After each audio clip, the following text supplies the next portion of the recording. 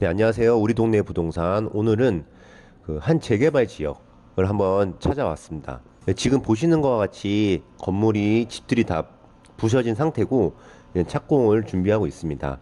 자, 재개발 지역인데, 자, 재개발 지역 뭔지 다 아시죠? 재개발 지역은 오래된 집들을 부시고 새로운 아파트가 지어질 지역입니다. 재개발 지역에 투자한다는 거 장점은 새 아파트가 될 곳을 좀 저렴하게 미리 산다는 거. 단점은 너무 오래 걸린다는 거. 너무 돈이 묶여 있을 수 있다라는 점들이 있습니다. 제가 왜 이렇게 다 철거된 지역에 나와 있냐면 이런 지역에서 투자하시는 분들한테 인기가 많은 것들을 소개해 볼 건데 오늘 설명드릴 거는 공인중개사분들, 공무원분들도 모르십니다. 모르시는 분들이 상당히 많습니다. 그래서 끝까지 들으시면은 좋은 정보를 얻어가실 수 있을 겁니다. 자, 부동산을 구매하면은 우선 세금을 내잖아요. 예, 취득세. 가장 대표적인 게 취득세인데, 자, 취득세는 이런 뜻이 나와 있어요. 하지만 오늘 볼 거는 이제 부동산에 관련된 것만 한번 확인해 볼게요. 자, 결론적으로 말하면 이 취득세가 0원, 한 푼도 내지 않아도 되는 물건에 대해서 설명을 해 볼게요. 이런 것들은 아는 사람만 아는 정보기 때문에 꼭 끝까지 들어보시기 바랍니다. 집을 사겠다, 이 건물을 사겠다 하면은 건물에 대한 토지에 대한 취득세를 내는 겁니다. 물론 이 취득세는 상가냐, 주택이냐, 뭐 다주택이냐, 무주택이냐 다 다를 수는 있어요. 다를 수 있다는 점만 간단하게 알고 넘어가겠습니다. 제가 아까 현장에 갔을 때 보면은 건물이 없죠. 자, 건물이 없고 토지만 있는 경우에는 취득세를 어떻게 낼까요? 그러니까 토지에 대한 취득세를 내야 됩니다. 건물이 없기 때문에. 자, 그러면 건물도 없고 토지도 없어요. 아무것도 없죠. 아무것도 없으니 뭐 취득세 낼 게 없습니다. 근데 아무것도 없는데 뭘 사고 파는지 뭐 거래할 게 없잖아 이렇게 생각할 수 있어요. 야, 근데 아무것도 없는 게 아니라 뭐가 있는데 건물도 없고 토지도 없어요. 그럼 취득세를 안 냅니다. 그럼 취득세를 안 내고 어떤 것을 얻을 수 있다는 겁니다. 어떻게 보면 일반적인 물건이 아니죠. 일반적인 물건이 아니면 좀 어렵다. 저건 내가 접근하기 어렵다. 라고 생각하시는 분들이 많아요.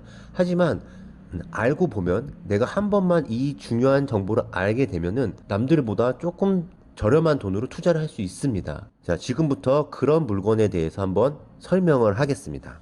자, 예를 들어서 아주 오래된 동네가 있어요.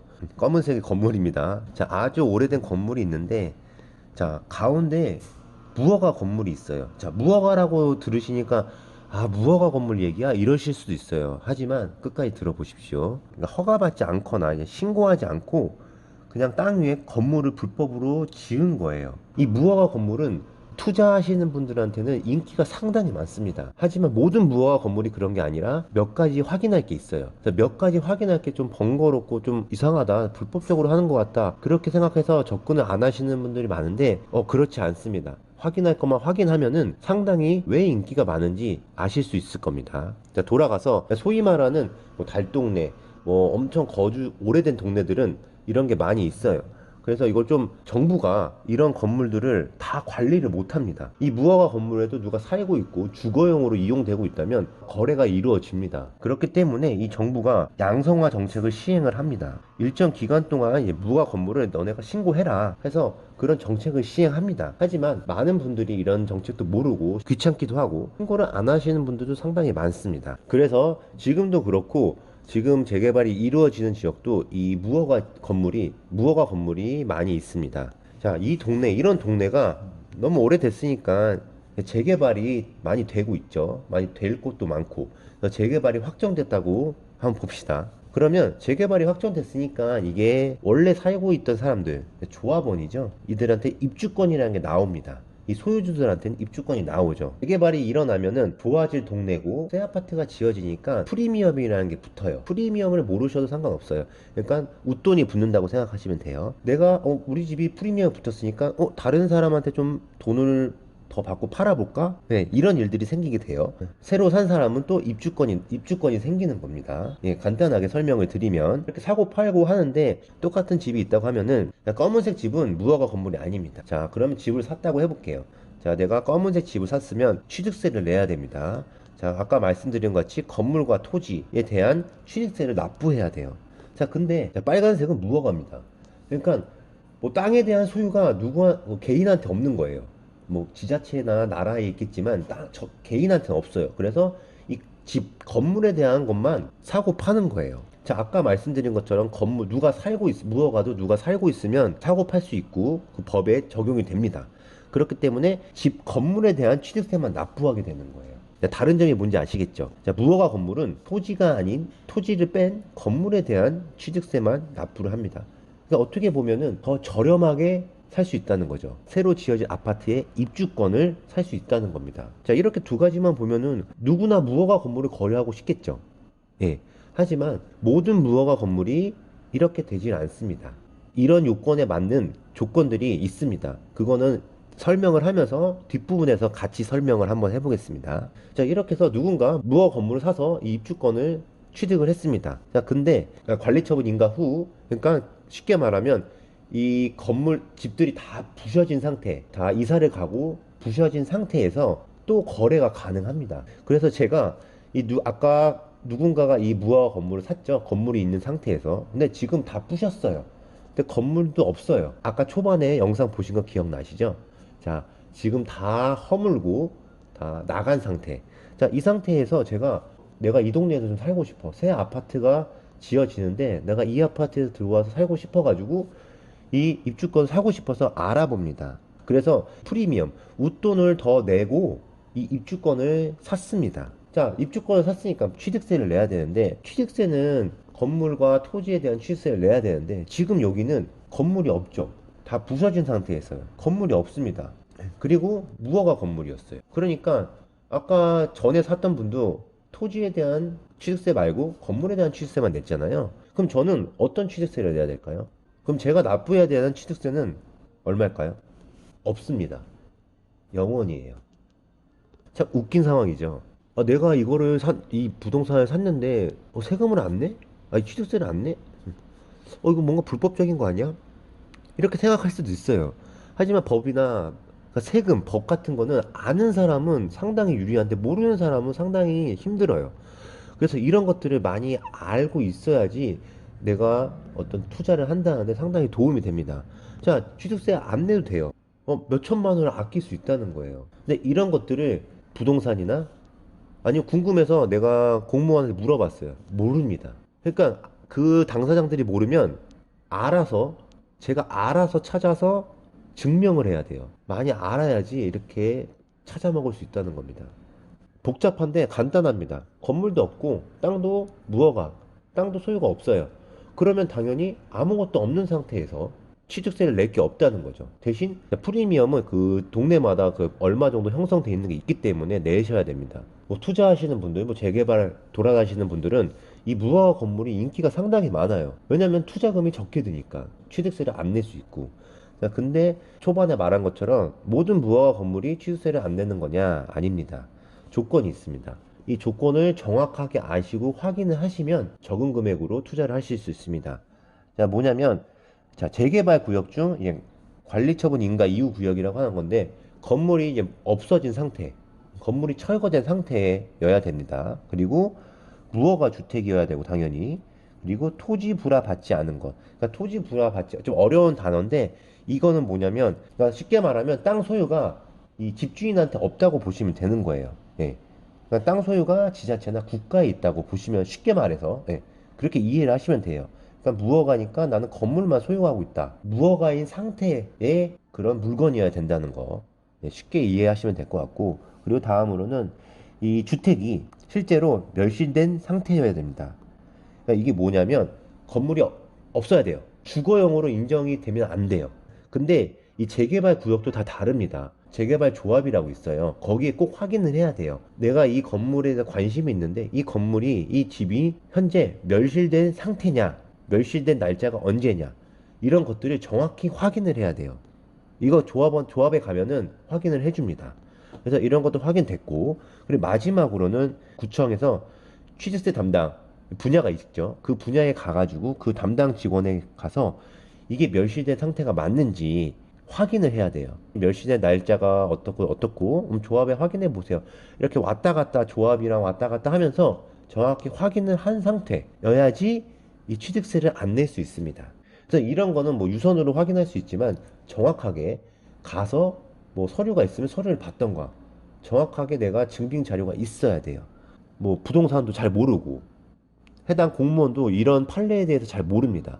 그래서 직접 알아보고 한 결과 이제 그런 공무원들을 많이 찾아봤는데, 자, 여기 보시면, 자, 과세 기준이 현재 철거 멸실이 임박한 재건축 대상 주택을 재산세 과세 대상 주택으로 볼 수 있는지에 대해서 뭐 그런 뭐 논란이 많았나 봐요. 그래서 그런 거에 대해서 뭐 공문이 내려온 게 있는데, 자, 유권 해석 및 판례를 보면은, 자, 기존 적용 사례에서 철거 예정 주택은 세대원이 퇴거, 이주하여 단전 단수 및 출입문 봉쇄 등 폐쇄 조치가 이루어진 경우 주택에 해당되지 않음이라고 나와 있고, 2018년부터 또 적용 기준이 나왔습니다. 주택의 건축물이 사실상 철거 멸실된 날, 사실상 철거 멸실된 날을 알 수 없을 경우에는 공부상, 그러니까 현재 철거 멸실된 날을 기준으로 주택 여부를 판단하는 것이 타당. 이 멸실된 날은 아까 말씀드린 것처럼 조합, 해당 조합에 가서 확인할 수 있어요. 그래서 이런 상황인 분들이 여러 명 있었는데 잘 몰라요. 그래서 이런 것들 민원을 넣거나 뭐 국가에 질의를 하겠죠. 질의를 보면은, 재개발 구역 사업 내에, 재개발 사업 구역 내에 토지 없이 건축물만 소유한 조합원으로부터, 그러니까 이게 무허가 건물이죠. 무허가를 갖고 있는 그 집 주인으로부터 그 철거된 건축물의 지분을 승계받고 그 대가로 프리미엄 등을 함께 지급한 경우. 그러니까 이게 제가 설명한 거랑 똑같은 거예요. 자, 내가 프리미엄만 주고 이걸 사서 지분을 승계받았다는 건 입주권을 가져왔다는 거예요. 자, 이런 경우에는 어떻게 되냐? 취득세 과세를 해야 하는지에 대해서 질문을 합니다. 회신이 왔는데 그 아래 보면은, 자, 토지 없이 건축물만 소유하고 있던 조합원으로부터 철거된 건물에 대한 권리액을 지급하고 조합원 지위를 승계한 경우에는 이런 도시 및 주거환경정비법 제49조에 따라 관리처분 계획 인가를 받고 공사 착공으로 인하여 건축물이 멸실된 이후에는 지방세법 제7조 제1항에 따른 취득세 과세 대상인 부동산이 존재하지 않으며, 따라서 지방세법에서는 재개발 사업에 관한 입주권을 과세 대상으로 규정하고 있지 않으므로 입주권만을 취득한 조합원 지위 승계 시점에는 취득세를 과세할 수 없고, 그쵸? 예, 이렇게 답변이 왔던 판례가 있습니다. 추가적으로 이 사실상 철거 멸실된 날은 취득일 또는 재산세 과세 기준일, 현재 주택의 구조 및 외형의 유지 여부, 단전 단수 여부, 처분 청의 현장 확인 결과 등을 종합적으로 고려하여 사실상 주택으로서의 기능을 유지하고 있는지 여부로 판단한다. 다만 취득일 현재의 주택 재건축 구역 내 해당 부동산이 관리처분 계획 인가 이후 이주가 완료되었으나 건축물 대장상 주택으로 등재되어 있고 주택의 구조 및 외형이 그대로 유지되고 있는 경우라면은 주택으로 보아 주택 취득세율이 적용될 수 있으며, 과세 기준이 현재 주택 재건축 구역 내 해당 부동산이 관리처분 계획 인가 이후 이주가 완료되었거나 주택의 구조 및 외형이 그대로 유지되고 있는 경우라면 주택으로 보아 주택분 재산세로 과세될 수 있는 것. 건물이 있고 주거로 사용하고 있다면 취득세를 내야 된다는 거고, 그게 아니라면은 낼 수 없다, 안 내도 된다는 거죠. 뭐 상당히 어려운 말들이 많이 있지만 아까 설명드린 것처럼 그런 거는 취득세를 과세할 수 없다고 나왔습니다. 합법적으로 안 내도 되는 거예요. 자, 이렇게 어떤 재개발 지역에서 입주권을 거래할 때 취득세를 안 낸다는 것은 상당히 큰 돈을 절약하는 겁니다. 이 세금이라는 부분은 어떤 투자에 있어서 상당히 큰 걸림돌이라기보다는 너무 많은 비용을 지불해야 하기 때문에 뭐 나라와 공동 투자를 한다고 얘기를 하시는 분들도 많아요. 그거는 세금을 내야 되는 건 법이기 때문에 낼 건 내야 되지만, 세금을 합법적으로 좀 덜 낼 수 있는 방법을 알 수 있고 공부를 하고 정보만 있으면 덜 내는 게 좋죠. 자, 이렇게 무허가 건물, 그리고 취득세가 안 나오는 건물에 대해서 거래했던 어떤 경험을 최대한 간단하고 쉽게 설명을 드리려고 했는데 좀 더 그래 어렵게 느끼시는 분들이 있으실 거예요. 그러면 아까 설명했던 것들 좀 차근차근 보시고 다시 보시면 그렇게 어렵지 않습니다. 내가 부동산 투자도 관심 없지만 뭐 세금을 덜 내? 세금을 안 내? 라는 것으로 그런 주제로 좀 보셨던 분들도 있을 수도 있어요.